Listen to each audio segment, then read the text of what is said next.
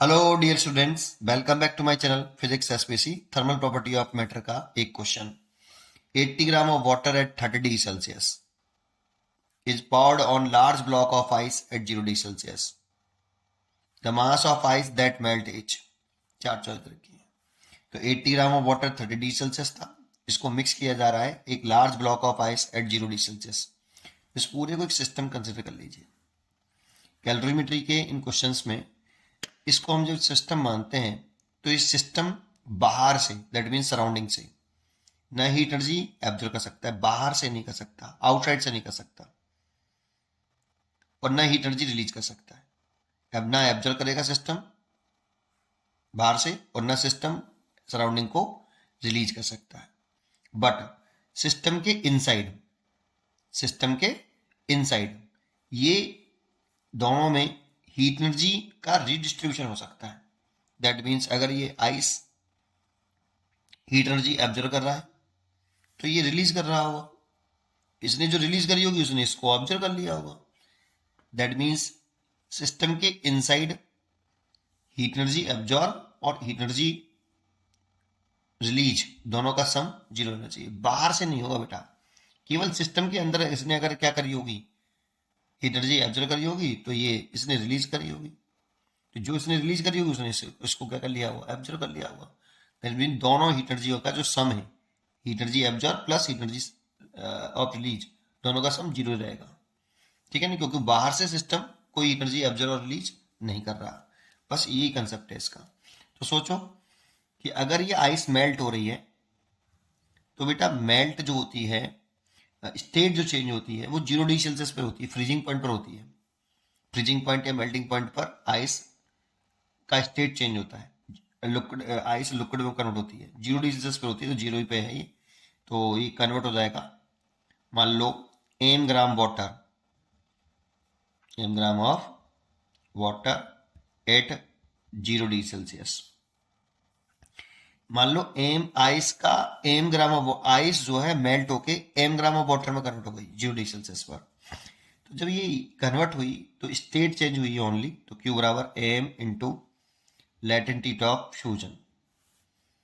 तो एम तो पता निकालना है हमें कि कितनी आइस मेल्ट हुई है। तो मैंने लेट किया था जब आइस बहुत ब्लॉक, आइस का जो ब्लॉक है वो बहुत बड़ा है, उसमें से कितनी मास आइस मेल्ट हो गई है, वाटर में कन्वर्ट हो गया है, एम मास कन्वर्ट हो गया है। तो m into latent heat of fusion 80, ये हमें लर्न होना चाहिए। Latent heat of fusion of ice 80 calorie per gram होता है, इसीलिए कैलोरी में आ गया। मैंने एम ग्राम लेट किया है, देखो। ठीक है, तो जब ये ऐसे हुआ तो इसने इतनी हीट एनर्जी क्या कर दी, एब्जॉर्व करिए, रिलीज करिए, एब्जॉर्व करिए, इतनी हीट एनर्जी इसने एब्जॉर्व करिए। अब ये हीट एनर्जी एब्जॉर्व लाएगा कहाँ से, बाहर से तो ले नहीं सकता, तो फिर लाया कहाँ से भाई, तो इसने 100% रिलीज करी होगी। अब ये रिलीज कब करेगा, जब ये 30 डिग्री सेल्सियस से नीचे जाएगा, डाउन होगा।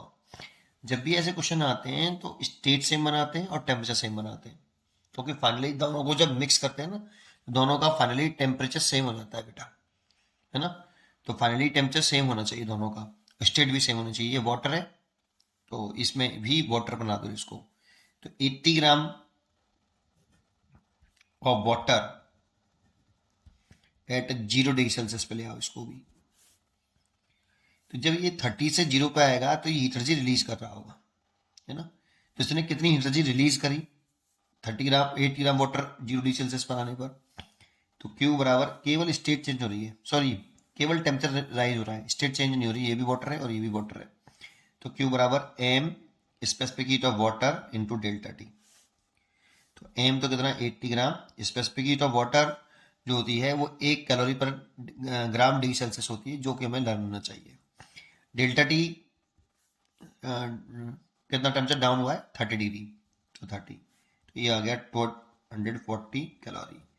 इतनी हीट एनर्जी यहाँ पर वाटर से 0 डिग्री सेल्सियस में कन्वर्ट होने के लिए ये हीट एनर्जी रिलीज कर रहा है। तो हीट एनर्जी इसने रिलीज करी कितनी, 2400 कैलोरी। इतनी हीट एनर्जी इसने रिलीज करी, दैट मीन्स इतनी हीट एनर्जी हमारे पास अवेलेबल है, अवेलेबल हीट एनर्जी। ये वाटर जब इसमें कन्वर्ट हो जाएगा तो इतनी एनर्जी रिलीज करेगा। अब जितनी इसने रिलीज करी है उतनी को ये क्या कर सकता है, आइस एब्जॉर्ब कर सकता है।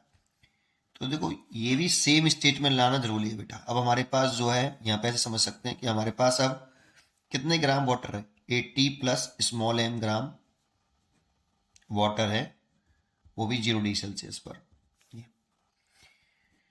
है ना। तो 80 ग्राम ये हो गया और स्मॉल m ये हो गया, वाटर है 0 डिग्री सेल्सियस पर। तो इसने टेम्परेचर सेम हो गया, कॉमन टेम्परेचर मिक्स करने के बाद सेम हो जाना चाहिए, ठीक है, तो सेम हो गया। तो इसने कितनी एनर्जी एब्जॉर्ब करी है आइस से वाटर में कन्वर्ट करने के लिए, तो heat energy absorbed is equal to 80 m calorie, ठीक है, इतनी हीट एनर्जी इसने एब्जॉर्ब करी, दैट मीन्स रिक्वायर्ड हीट है ये, रिक्वायर्ड हीट एनर्जी। इसको आइस से m gram water of 0 degree Celsius में कन्वर्ट करने के लिए इतनी हीट एनर्जी की जरूरत है। अब सोचो इसने हमारे पास अवेलेबल है इतनी, इसने वॉट इतनी हीट एनर्जी रिलीज करी होगी, तो इसने इसको क्या कर लिया हुआ, एब्जॉर्ब कर लिया हुआ। जब ये एब्जॉर्ब कर लेगा तभी ये सेम टेम्परेचर पर आएंगे बेटा दोनों, ठीक है। तो इसीलिए Q released is equal to Q absorbed. तो Q रिलीज कितना, इतना, और ये 80 m, 0 से 0 काट दिया, 8 से कट गया ये 30 बार, और ग्राम में चल रहा है, ये मैंने ग्राम में लिया था यहाँ पे m ग्राम, ठीक है, is equal to small m। तो 30 ग्राम आपकी m की वैल्यू आ गई, दैट मीन्स इस आइस में से m ग्राम आइस वाटर में कन्वर्ट हो गई होगी, तो दैट मीन्स मेल्ट हो गई होगी, तो ये मेल्टेड मास आ गया। तो ये पूछा था मास of ice that melts is, तो 30 ग्राम, इससे इसका आंसर हो गया ए। पढ़ते रहिए और खुश रहिए, थैंक यू।